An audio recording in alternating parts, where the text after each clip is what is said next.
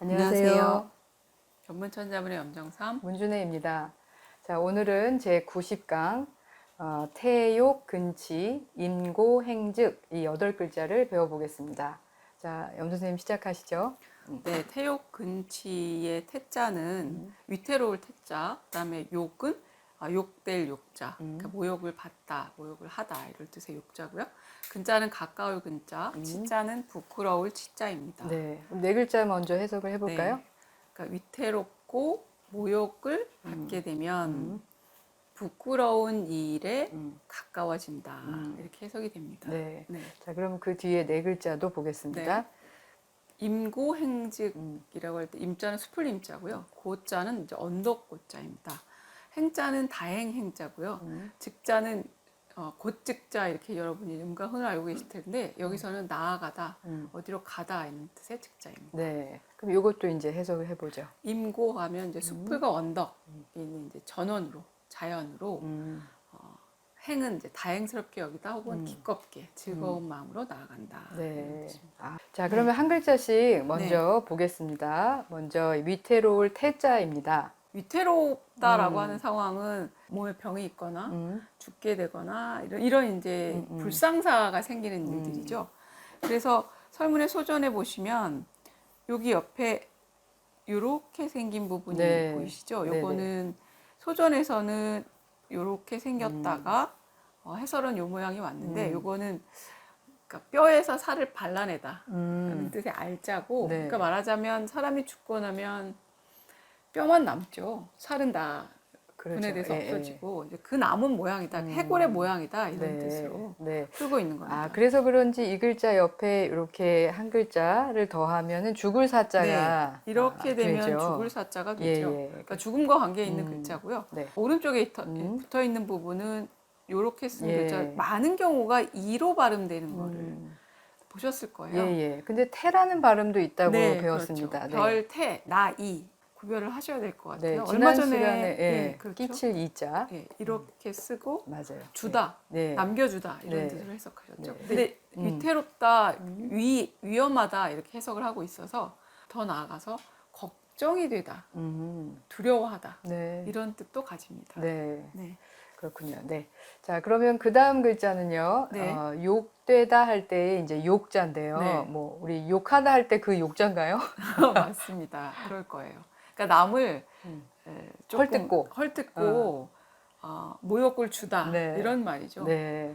구조를 보면 네. 어디에서 그 욕이 나왔을까 싶은데요. 그렇죠. 설문의 소전부터 보실게요. 네. 요 아래 이 상하로 나눌 수 있고 네. 요 아래에 있는 부분은 손입니다. 네. 그죠? 이렇게 생긴 건 손이죠. 지금 이게 마디촌이 됐고요. 네. 위에 있는 부분은 이렇게 쓴 글자 네. 10예지 중에 진자이고요.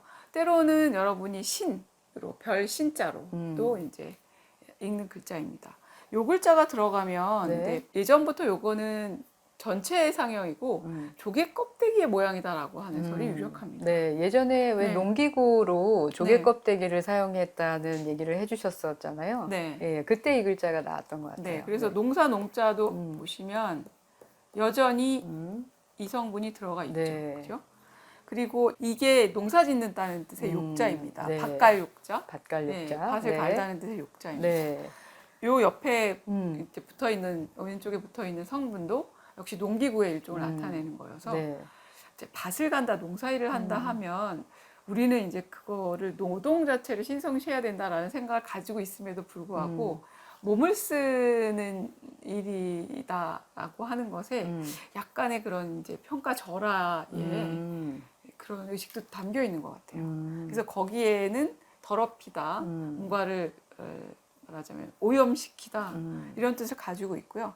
거기로부터 설문에서도 이 욕자를 부끄러운 일이다, 부끄럽다, 부끄러운 일을 당하다 이렇게 해석하고 있습니다. 네, 그렇군요. 네. 자, 그러면 그 다음 글자 보겠습니다.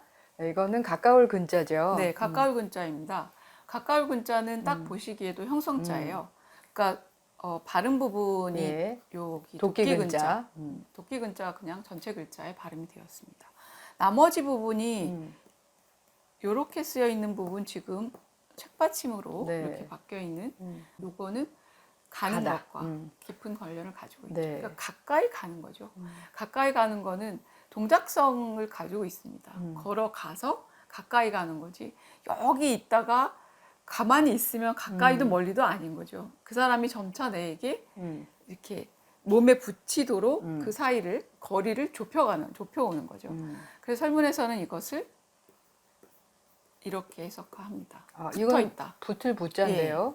가까이 붙어 있는 것이다. 이렇게 해석을 하고 있습니다. 그래서 여기서는 가깝다라고 하는 뜻이고, 가깝다는 이제 뒤에 치자하고 같이 해서 여기서는 가깝다라고 하는 게 거리상의 가까움이 아니라 거의 그렇게 될 것이다라고 하는 뜻을 해석하셔야 되겠습니다. 네, 어떤 상태, 그러니까 이제 거리를 나타내는 의미에서 좀 확대가 된 의미로 네. 관계가 가깝다든가 이런 의미도 나타낼 수 있으니까 네. 그렇게 된 것 같으네요. 네, 그러니까 점차 좁아지면서 뭔가가 이제 요만큼 떨어져 있던 게 그곳으로 점차 향해 간다는 거죠.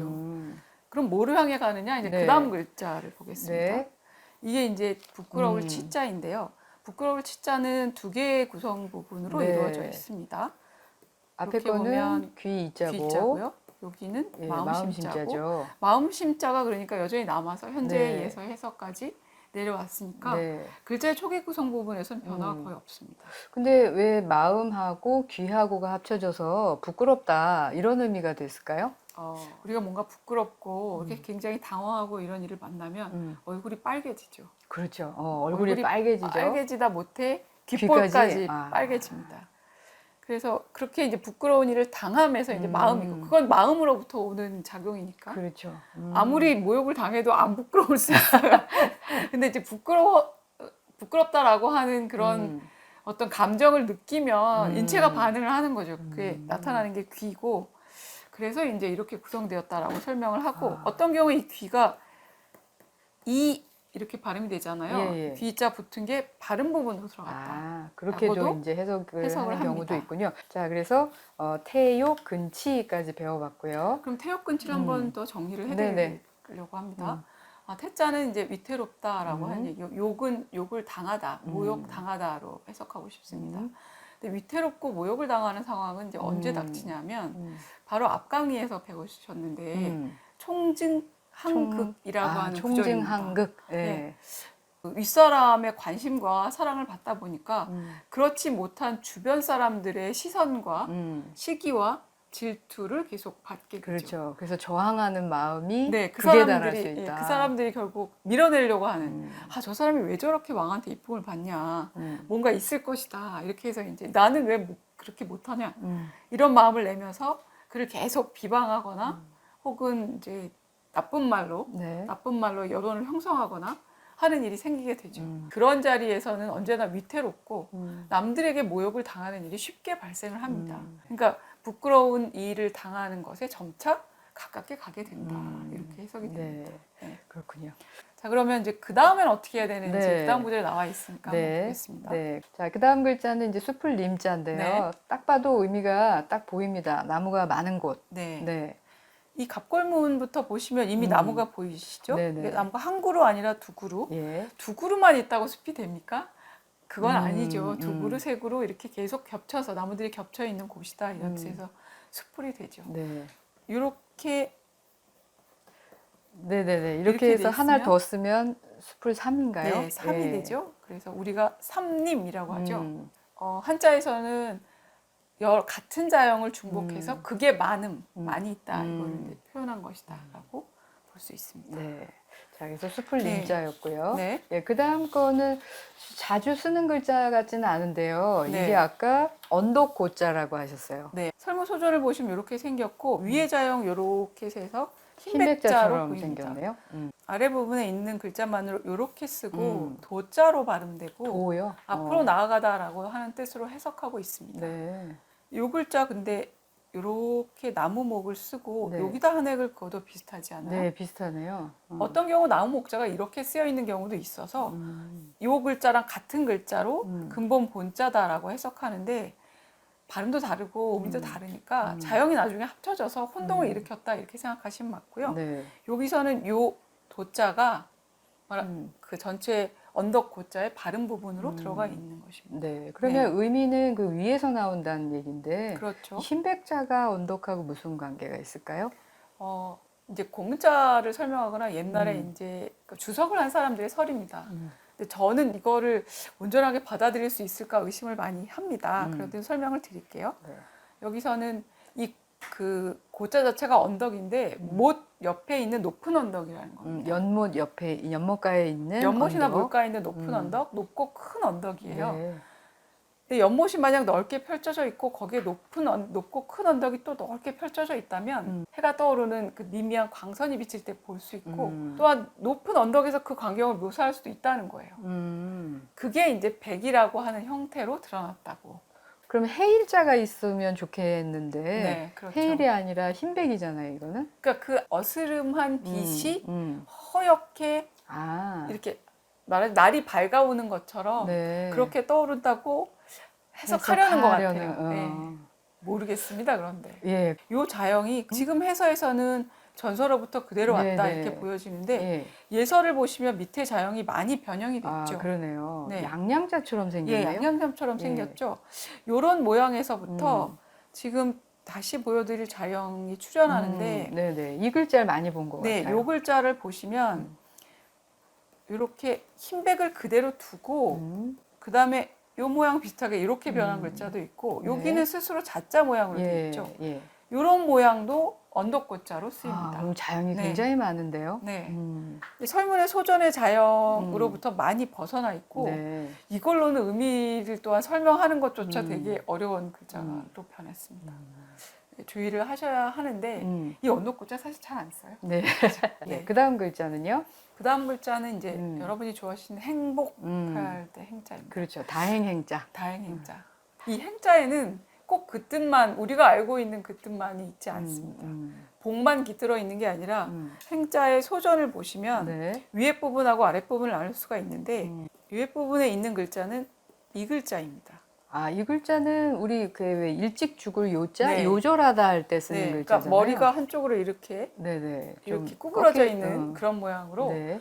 제때 수명을 다하지 못하고 일찍 세상을 뜬 사람에 대해서 쓰는 맞아요. 말입니다. 네. 그 좋은 일이 아니죠. 예. 그죠? 밑에 있는 글자는 이렇게 쓰는 글자입니다. 그죠? 이거는 지난번에 네. 거스르다 할 때의 역자로 설명을 해주셨던 적이 있어요. 예. 예. 이 거스를 역자는 그 사람이 아래로 머리를 조아리고 있는 모양이다라고 하는 설명도 있고 네. 또 혹은 아래에서 뭔가를 이렇게 하지 못하도록 막는 도구다 이런 설도 있는데요. 네. 어쨌거나 거스르는 일입니다. 음. 그럼 이 행자를 구성하고 있는 두 부분 다 좋은 좋지가 말은 않아요. 아니에요. 네. 그래서 요거를 조금 더 허시는 조금 이제 그 행의 의미에 가깝게 번역을 했는데 뭐라고 했냐면 네. 이 일 자체는 길하다. 왜냐하면 흉한 일을 면해서 길하게 되는 것이다. 이렇게. 그러니까 흉한 일, 그러니까 요절한다거나 이런 네. 일을 거스르기 때문에 그래서 그거에 반대되는 쪽으로 면해주기 때문에 행이다. 이렇게 행이다. 해석하고 있습니다. 굉장히 적극적으로 이제 이 글자에 근거해서 자형에 근거해서 네, 이제 그렇게 의미를 행자를 해석하려고 한 것 해석하고 있죠. 같네요. 네. 요 위에 자형이 그 설문 소준의 위에 부분이 요자가 네. 아니라 큰 대자가 되고 아랫 부분이 이렇게 양양자처럼. 여러 가지 그 모양이 있는데 양양자로 네. 변한 게 있고 네. 요것이 쭉 펴지면서 현재 예서 해서의 자형까지 왔습니다. 네. 마치 예서나 해서의 자형이 보면 뭐 흑토가 있는 것 같고 그렇게 보여요. 밑에는 양이 있는 건지 아니면 뭐 방패간자가 네, 있는 네. 건지 되게 혼동스럽죠. 글자가 많이 변했고 또 네. 글자의 모양에서 의미를 찾는 것도 사실 쉽지 않은 글자이네요. 네. 근데 원래 의미는 이거는 좋은 뜻에서 시작하는 게 아니라 나쁜 걸 면할 수 있다. 흉한 일을 우리가 벗어날 수 있다 해서 행의 의미가 나왔고 거기서부터 다행이다, 요행이다 이런 뜻을 행복하다, 이런 가지고 의미로. 됐고, 더 나아가서 행복하다가 됩니다. 네. 자, 그러면 이제 네. 마지막 글자 보겠습니다. 이 글자는 이제 곧즉자로 보통은 알고 있는데 네. 아까 문장 해석하실 때는 나아가다 이렇게 해석하셨어요. 네. 직자는 관련해서 네. 익숙한 다른 글자를 한번 써보겠습니다. 이건 이미기자입니다. 이미와 그다음에 곧, 이제, 장차 이런 뜻은 서로 뜻이 의미가 반대되죠. 그래서 갑골문의 즉자는 이런 자형입니다. 네. 밥솥을 혹은 밥 식기를 앞에 두고 네. 정면으로 마주대야 하는 거였고 이미 방향이 기자는 밥을 향해 있는 거죠. 고개를 이 밥과 반대쪽으로 돌리고 음. 있는 글자였어요. 구성 성분은 같은데 얼굴에 향한 방향이 밥 쪽을 향해 있느냐 그렇지 않느냐에 따라서 그렇죠. 글자가 나뉘었던 네. 이제 그런 재밌는 글자입니다. 모양이었어요. 네. 요게 사람이 밥 앞에 식기 앞에 꿇어 앉아 있는 모양 이 점차 변해서 소전까지 오게 됐고요. 요 모양이 지금 요렇게 쓰는 이제 즉자가 되었습니다. 네. 근데 예서에 오시면 여기에 꼭다리가 붙어 있던 게 없어지기도 해요. 요렇게 쓰는 부분으로 간략하게 된 다음에 네. 이렇게 붙은 자형도 있습니다. 네. 여러분이 해서 자형은 되도록이면 전서의 자형을 그대로 반영한 글자를 써드렸는데 요 글자 한번 보실까요? 이런 경우는 제가 써드린 요 자형에서 요렇게 네네. 간략하게 해서 즉자를 많이 쓰기도 합니다. 네. 근데 요 자형을 비교해서 기억해 주시면 좋겠고요. 여기서의 즉자는 곧 밥을 먹으러 가다 이런 뜻이잖아요. 이제 밥을 먹을 것이다. 곧 장차 뭐뭐 한다면 이런 뜻을 가지게 되는데 여기서는 동사로 밥을 먹으러 가다, 나아가다, 그곳으로 향해 가다, 네. 그곳으로 해석됩니다. 네, 그게 네. 원래의 의미였을 것 같아요. 맞아요. 네네. 네. 그러니까 그 의미로 이제 해석이 되는 거죠. 네. 네, 그래서 이제 뒤에 네 글자 네. 임고행직을 이제 다 보셨는데요. 네. 해석을 다시 좀 해볼까요? 임고행직하면 이제 숲을 자연 음, 그곳으로 기꺼운 마음으로 다행이라 여기며 내가 화를 면했구나 라는 마음으로 나아간다 이렇게 해석됩니다. 아, 숲으로 다행이라 여기며 나아간다. 네, 나아간다. 그럼 왜 그러느냐? 앞에 구절하고 연결해 보세요. 지금 위태롭고 모욕을 당하는 처지에 몰리게 생겼습니다. 그러면 그게 곧 자기한테 화로 다가올 거 아니에요. 네. 부끄럽고 화를 당하는 일로 다가올 거 아니에요. 그런 재난을 내가 피하겠구나, 피할 수 있구나 이렇게 다행히로 여기고 벼슬 자리에서 물러나 전원으로 들어가는 겁니다. 네. 자, 그래서 90강의 전체 내용을 이제 배우셨습니다. 네. 자, 그러면 다음 시간에는 91강으로 양소, 견기, 해조, 수핍 이 8글자를 배우도록 하겠습니다.